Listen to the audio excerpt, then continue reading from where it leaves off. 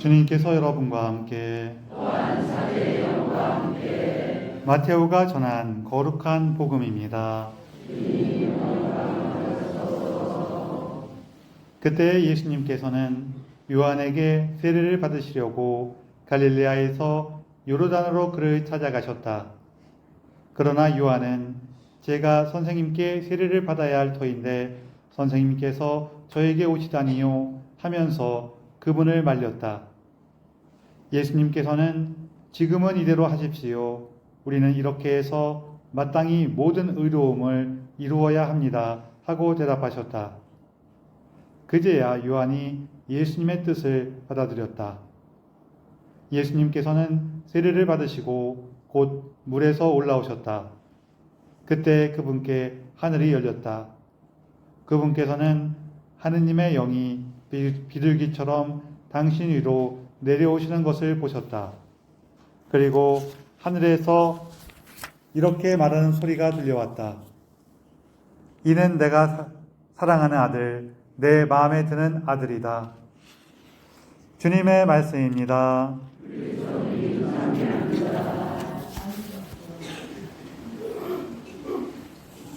참 예수님, 서로 인사를 좀 나누세요.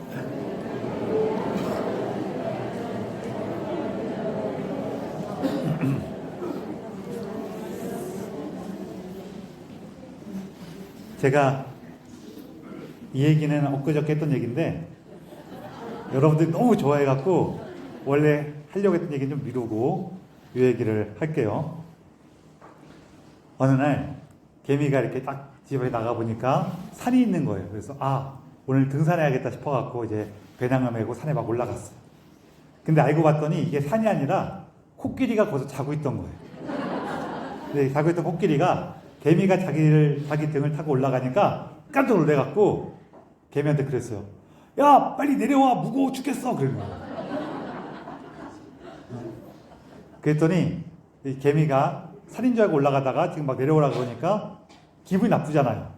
기분이 나쁘니까 개미가 앞다리를 탁 들더니 그랬어요. 조용히 해.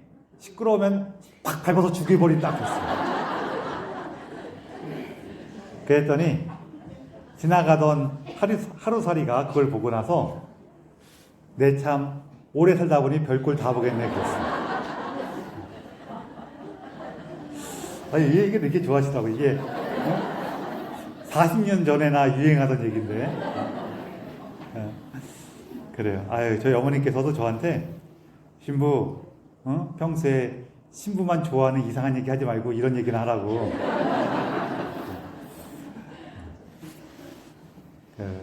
여기 하루살이가 정말 말도 안 되는 일을 본 것처럼 사실은 오늘도 이제 우리가 하느님께로부터 말도 안 되는 은총을 받게 된 것을 기념하는 날이에요.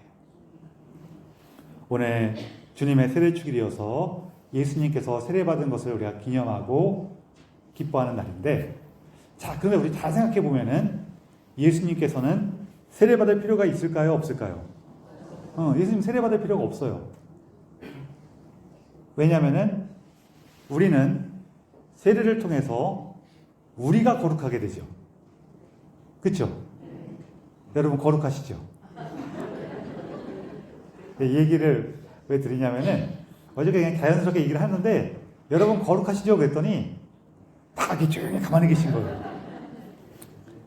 우리가 거룩한 거는 내 삶과 내 행동이 거룩해서 거룩한 게 아니에요.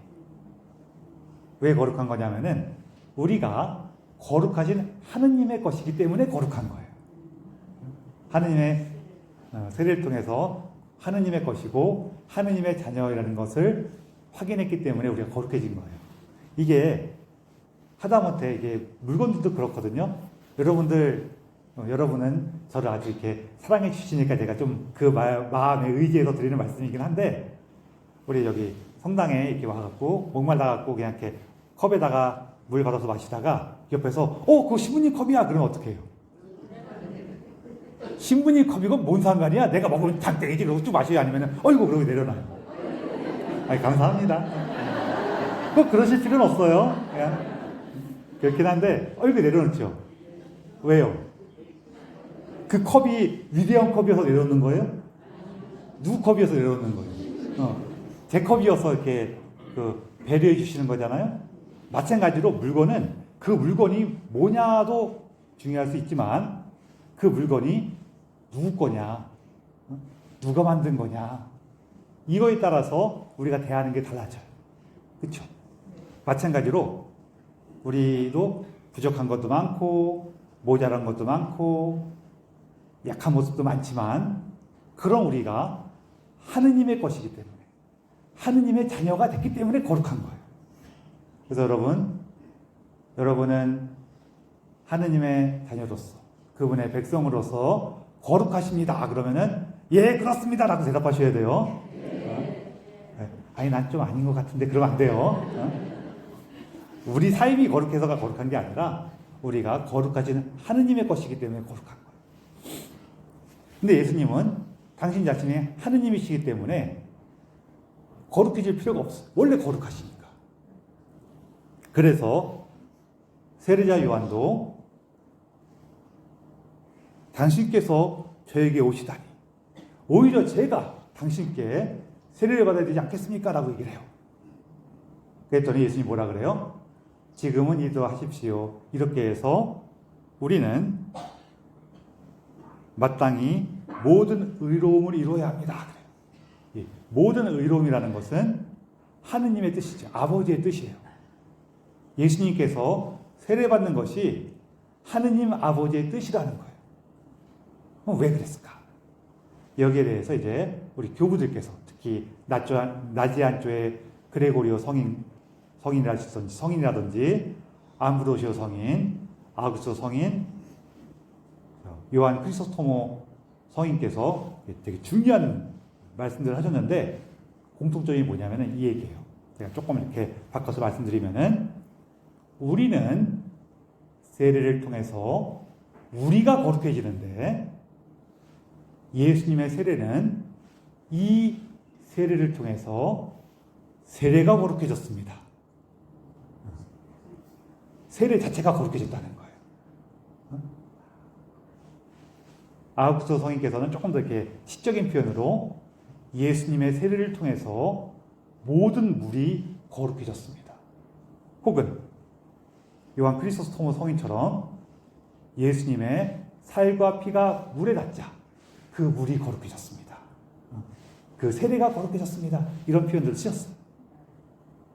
그래서 다시 한번 말씀드리지만 예수님께서 세례 받으신 걸 통해 갖고 원래 세례는 있었죠. 요한 세례자가 그 전부터 세례를 주고 있었잖아요. 그렇죠? 그리고 사실은 이스라엘의 정결례라든지 그 에스겔파라든지 이런 데에서 정화 예식을 위해서 세례를 한 그 내용들이 조금씩 전해지고 있어요. 그런데 원래 있던 거라는 거예요. 근데 그때까지는 뭐였냐면은 내가 이제 하느님 안에서 깨끗한 마음으로 살겠습니다라고 결심하는 거였어요. 우리를 치면은 우리도 그렇죠. 신년초가 되면은 저기 영험한 산골짜기 가서 딱 물속에 몸을 딱 담그면서 뭐라 그래 이거? 어? 무슨 재계라 그러는데? 목욕재계. 맞아, 목욕재계. 딱 목욕재계라고 막 그런 거 하잖아요. 그러니까 세례도 원래 그런 거랑 비슷한 거였어. 근데 언제부터 이 세례가 바뀌어요? 예수님의 세례 때부터. 그 전까지는 목욕재계를 하면서 내가 하느님 안에서 충실히 살겠습니다라고 결심하는 거였는데 예수님의 세례 때부터는 세례가 확 바뀌는 거예요. 뭘로? 거룩하게 되는 거예요. 어떤 은총을 받냐면은 예수님하고 똑같은 은총을 받게 돼요. 예수님께서 세례를 받고 나오시니까 성령을 통해서 아버지께서 그러시죠. 뭐라고 해요? 이는 내 사랑하는 아들, 내 마음에 드는 아들이다. 그래서 이제 예수님 이래로 세례받는 모든 사람들은 그 똑같은 은총을 받는 거예요. 너는 내 사랑하는 아들, 내 마음에 드는 아들이다. 너는 내 사랑하는 딸, 내 마음에 드는 딸이다. 그 은총을 이제 세례받는 모든 사람들이 받게 됐다는 거예요. 뭘 통해서? 예수님의 세례를 통해서. 이 말이 아까 전에 교부들께서 말씀하신 우리는 세례를 통해서 우리가 거룩해지는데 예수님의 세례를 통해서 뭐가 거룩해졌어요? 세례가 거룩해진 거예요. 그래서 그 은총을 우리가 받은 겁니다. 그래서 우리는 하느님께서 사랑하시는 아들, 마음에 드는 딸이 된 거예요. 자, 이 놀라운 일이 벌어진 거죠. 그래서 어떤 아이가 성당 주일학교에서 교리를 좀 배웠어요. 교리 때 그때 우리는 세례를 통해서 하느님의 아들, 딸이 됩니다. 이걸 듣고 왔어요. 그 집에 와서 아빠, 자기 아빠한테 물어본 거예요. 아빠, 나 하느님의 아들이야? 그랬더니 아빠가 그럼 너 하느님의 아들이지. 그러면 아빠도 하느님 아들이야? 아빠도 하느님 아들이지. 그때 얘가 잠깐 생각하더니 아빠 어깨에 손을 탁 올리면서 형님 그랬어요. 이처럼 우리가 세례를 통해서 하느님의 자녀로 새롭게 태어났어. 자, 그런데 여기서 또 한 가지 우리가 생각할 게 있어. 그게 뭐냐면은 우리가 세례받기 전에는 하느님의 자녀예요, 자녀가 아니에요? 아니, 세례받기 전에도 하느님의 자녀예요, 자녀 아니에요? 자녀예요. 맞아요. 하느님의 자녀예요. 그리고 근데 세례받으면은 하느님의 자녀가 된대. 이상해요, 안 이상해요? 세례받기 전에도 하느님의 자녀고 세례받으면 하느님의 자녀가 돼. 네. 이상하네. 이러면 세례받을 필요가 있어요, 없어요? 거룩한 자녀가 된다고? 그거는 조금 통하는 의미가 있어요. 또 원죄로부터 자유로워진다. 이것도 통하는 의미가 있어요. 근데 이 통하는 의미가 뭐냐면은 이게 내가 세례받기 전에도 하느님께서 보실 때에는 사랑스러운 자녀고 세례받은 후에도 사랑스러운 자녀인데 뭐가 문제냐면요. 그게 하느님 쪽 문제가 아니라 우리 쪽의 문제가 돼요. 뭔 소리냐? 세례받기 전에도 나는 하느님께서 사랑하시는 자녀인데 내가 하느님께 사랑받는 자녀라는 걸 몰라. 세례를 통해서 비로소 내가 하느님 아버지께 사랑받는 자녀구나라는 자기의 정체성을 깨닫게 되죠. 이게 거룩하게 된다는 거예요. 그 전까지는 내가 거룩한지 모르고 살다가 지금 보니까 내가 거룩하게 됐네. 원죄라는 건 뭐예요? 나하고 하느님과의 관계가 깨진 상태를 얘기하는 거예요. 근데 세례를 통해서 내가 하느님께로부터 사랑받는 자녀였구나. 관계가 회복되죠. 이처럼 우리의 변화가 생겨요. 이게 왜 중요하냐면은 사람은 실제로 있는 것도 물론 중요하지만 그거만큼 중요한 게 뭐냐면은 그것을 내가 어떻게 느꼈냐가 훨씬 중요해요. 우리 이제 사람이 형제들이 여러 명 있거나 자녀들이 여러 명 있거나 이렇게 보다 보면은 사실 애들이 2명만 있어도 이렇게 구분이 되는데요. 이렇게 차이가 나는데 뭐냐면은 어떤 애들은 조금만 줘도 괜찮아요. 많이 받았어요. 이런 애들이 있고 어떤 애들은 더 줘 이런 애가 있어요. 그렇죠? 괜찮아요 하는 애가 더 많이 받아요. 더 줘 하는 애가 더 많이 받아요. 더 줘 하는 애가 정말 우는 애 떡 하나 더 준다고 사탕이라도 한 개 더 받아요. 근데 이렇게 더 줘 하는 애들이 커서 뭐라 그래요? 어릴 때 제가 철이 없고 떼쓰기만 해서 형제 자매들이 또 가족들이 저한테 많이 양보하고 희생했어요. 너무나 고마워요. 막 이러죠. 그런 친구도 있겠지만 어떤 경우가 종종 있냐면은 나는 받은 게 하나도 없어. 이런 애들이 종종 있어요.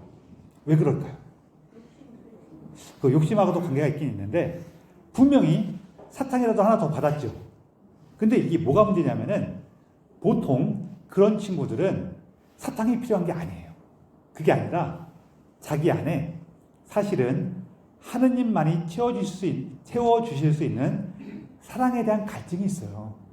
이게 다른 걸 통해서도 비스무리하게 받긴 하는데 이게 안 채워져요, 사실은. 그거는 결국에는 하느님밖에는 채워주실 수가 없는데 그러다 보니까 얘는 계속 그 사랑에 목마른 거예요. 사랑에 목마르니까 사탕 하나 더 받으면 괜찮아질까? 신발 하나 더 받으면 괜찮아질까? 그래서 계속 더 줘 그러는 거예요. 근데 그거 받아봤자 그 순간에 살짝 괜찮아지는 것처럼 느껴지지만 사실은 우리 목마를 때 콜라 마시는 거랑 비슷해요. 그 순간에는 괜찮아진 것처럼 느껴지지만 어떻게 돼요? 더 목말라요. 계속 목이 마르니까 어떻게 느껴지냐면은 나는 받은 게 없는 것 같아 라고 느껴지는 거예요. 그래서 이 친구들이 나중에 커서 뭐라 그래요? 나는 받은 게 하나도 없어.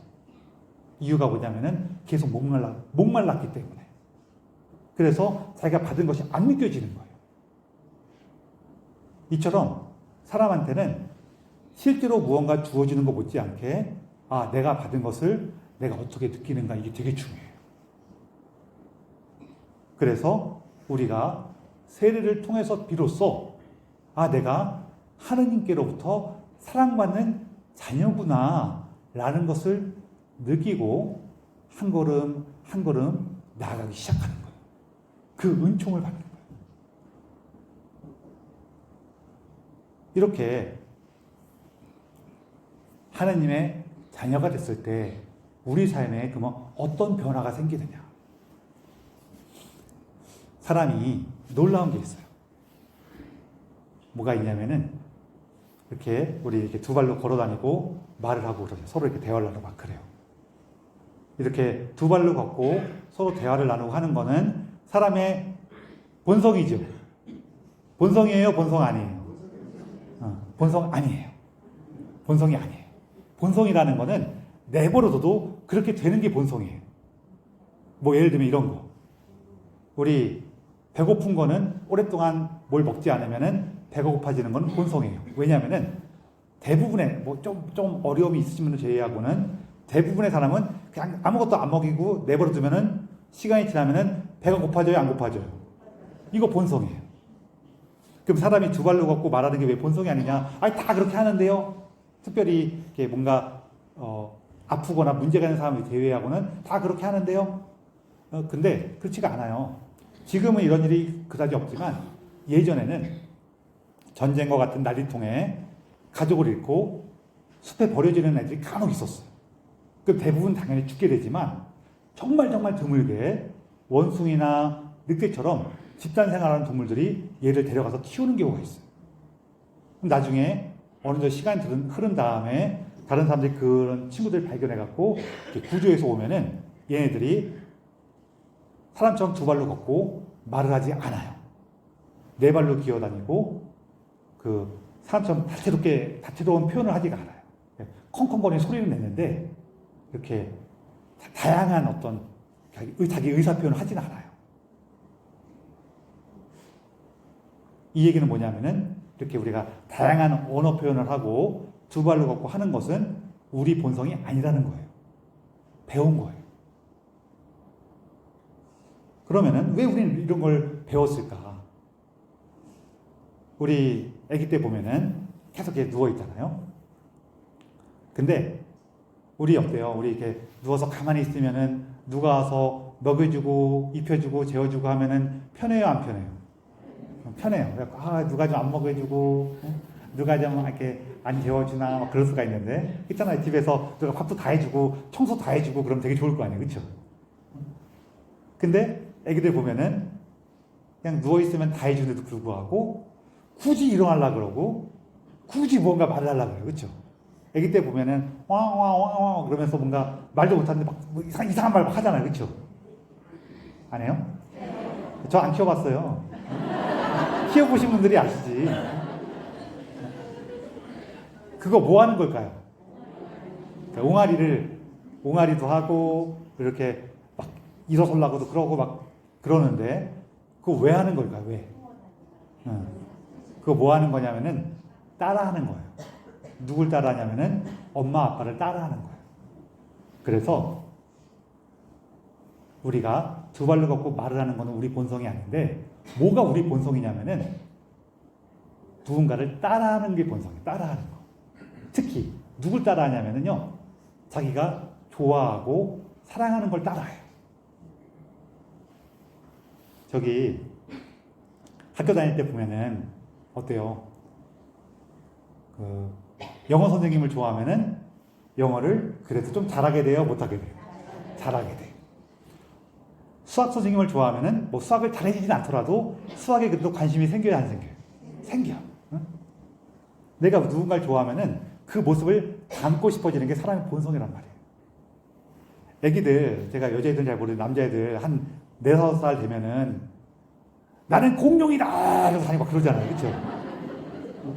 아니면 그 공룡 같은 거 좋아하는 공룡 흉내 내고 자동차 같은 기계 좋아하는 애들은 나는 자동차에 붕붕 그리고 다니고 막 그래요. 그걸 좋아하니까 따라하는 거예요. 엄마 아빠도 보통의 일반적인 가정에서는 엄마 아빠도 아이를 너무 사랑하지만 아이도 엄마 아빠 사랑해요. 물론 지가 엄마 아빠가 먹여주고 재워주고 입혀주는데 안 사랑하고 어떻게 살겠냐 싶기도 하지만 엄마 아빠를 너무 사랑해요. 제가 이렇게 건너 하는 어떤 자매님이 그 아이를 낳기 전에 엄청 걱정을 했대요. 자기는 애들도 별로 안 좋아하고 모성애도 별로 없는 것 같아갖고 내가 정말 아이를 사랑하고 예뻐할 수 있을까 하고 엄청 걱정을 했는데 이제 아이 낳아서 처음으로 아이를 딱 이렇게 마주하는데 태어난 다음에 바로 신생아실 갔다가 조금 이렇게 눈 뜨고 그러면 오지요. 저 안 키워봤다니까요. 그러지 않아요? 좀 비슷하게 하죠? 그래서 아이를 탁 봤는데 처음으로 눈이 마주치는데요. 자기는 처음 봤대요. 뭘 처음 봤냐면은 그처럼 자기만을 바라보고 모든 관심이 자기에게 쏠려 있는 사람을 처음 봤다는 거예요. 그 모습을 보는 순간에 너무 기쁘고 너무 감동적이었대요. 애기도 엄마를 사랑해요. 그래서 그 사랑하는 모습을 따라하는 거예요. 이게 사람의 본성이에요. 내가 좋아하고 사랑하는 분을 따라하게 돼요. 그리고 특히 우리가 누구를 좋아하고 사랑하냐면요, 나를 사랑해 주시는 분이 좋아요. 오늘 하느님께서 너는 내가 사랑하는 아들, 내 마음에 드는 아들이다. 내가 사랑하는 딸, 내 마음에 드는 딸이다. 라는 그 말씀 안에서 이분이 이처럼 나를 사랑하시는데 하는 그 마음이 우리 안에 느껴지면 느껴질수록 우리는 하느님이 좋아져요. 하느님을 사랑하게 돼요. 그러니까 어떻게 해요? 하느님을 닮고 싶어요. 하느님을 그 모습이나 그 행동을, 그 삶을 내 안에 받아들이게 된다는 거예요. 이게 세례가 우리에게 주는 은총입니다. 그래서 우리 세례받은 모든 이가 또 하느님을 찾고 만나는 모든 이가 이처럼 하느님이 점점 좋아지면서 그분을 닮고 싶어진단 말이에요. 여러분들 하느님 닮고 싶죠? 안 닮고 싶어요? 이런 거 얘기하면은 되게 어렵게 생각을 해요. 내가 되게 훌륭하게 돼야 되나 막 그러는데요. 내가 어떤 사람 되게 미워. 정말 누가 봐도 마음에 안 드는 행동을 하는 그런 사람이야. 너무 미워. 쟤는 왜 저래? 그랬다가도 우리 어떤 마음 들어요? 저놈은 나쁜 놈이니까 내가 평생 미워해야지 이래요? 아니면은 그래도 내가 미워해서 뭔 소용이 있나? 그래서 좀 예쁘게 봐주는 게 좋진 않나? 잘은 안 되더라도 그런 마음이 들기 시작하죠. 그런 마음이 왜 드는 거예요? 내가 하느님을 닮고 싶으니까 그 마음이 드는 거란 말이에요. 그럼 그런 마음이 있다는 거는 나한테 하느님께 대한 사랑과 믿음이 있는 거예요? 없는 거예요? 있는 거란 말이에요. 바로 그런 걸 얘기하는 거예요. 이게 작고 연약해 보일 수는 있어도 우리 안에 있단 말이에요. 특히 내가 예수님 저는 신부님 저는 세례받기 전에도 착한 마음 살라고 애썼는데요. 할 수 있겠지만 그것도 하느님의 부르심일 뿐만 아니라 세례받고 나면은 조금 더 신경 써요, 안 써요? 조금 더 신경 쓴단 말이에요. 그러면은 그만큼 더 내 사랑이 깊어진 거예요, 안 깊어진 거예요? 깊어진 거란 말이에요. 그래서 이걸 제가 좀 거꾸로 표현할 때 이 얘기 드리잖아요. 우리가 다른 사람하고 다툼이나 갈등이 있을 때 상대방이 너는 예수님 믿는다면서 그러냐? 그럼 우리가 뭐라고 하려고 그러다가 갑자기 말문이 탁 막혀갖고 아무 말도 못하고 막 이러고 있다가 상대방이 막 쪼르쪼르 그럴 때 그냥 막 꾹 참고 있다가 집에 와서 아이고 내 신세야, 내가 무슨 영화를 보겠다고 예수님 믿는다고 해서 이런 수모를 당했나 이러잖아요. 그럴 때 그러지 마시고 뭐라고 하라 그랬어요? 너는 예수님 믿으면서 그러냐? 그러면은 야, 내가 예수님 믿었으니까 그나마 이만큼 하는 거지. 안 믿었으면 너 죽었어. 그러라 그랬죠. 이 얘기가 나가서 싸우라는 얘기가 아니라 한번 생각해 보자는 거예요. 내가 예수님을 믿으니까 그나마 이만큼이라도 하는 거지. 안 믿었으면 더 훌륭했겠어요? 더 형편없었겠어요? 더 형편없잖아요. 그만큼이 우리 믿음이 나온 길이란 말이에요. 그래서 여러분, 우리가 예수님의 세례를 통해서 이 세례가 거룩해졌고, 이 거룩해진 세례를 통해서 우리 또한 예수님과 같은 은총을 받게 됐어요. 너는 내 사랑하는 아들, 내 마음에 드는 딸이다.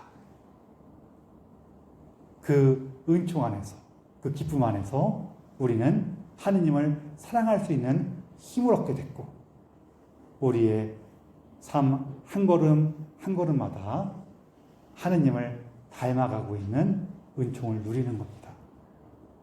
이 은총을 기뻐하고 이 은총 안에서 하느님을 찬미하며 이 기사를 봉헌합시다.